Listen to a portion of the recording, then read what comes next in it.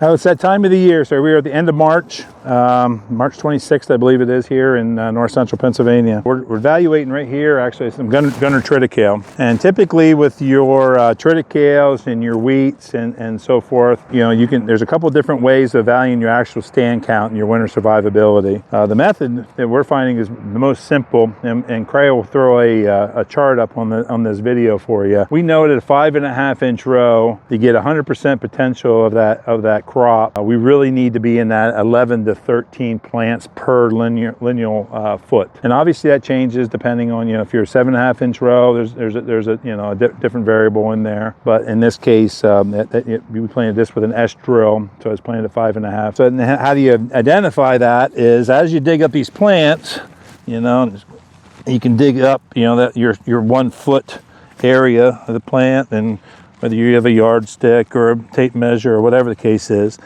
and you count the actual plants and do not include the tillers.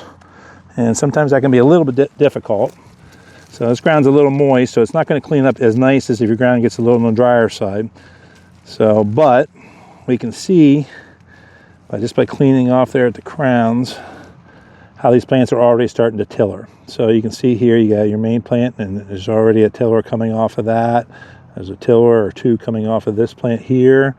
So it's just starting that tillering process, which we really count on to thicken things up as the year goes on, or as the spring gets started here, and then fill everything in.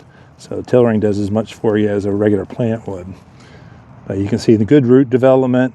I like to see good roots. If you break the root, it's white in color. These are very, very healthy roots. Look very strong. We did some plant counts a little bit ago. We're at about that 11, maybe even higher. Or you know, in a lot of cases we were at 14, a little on the high side. So my plant a little bit thick, but boy, does it look! It looks good, looks solid.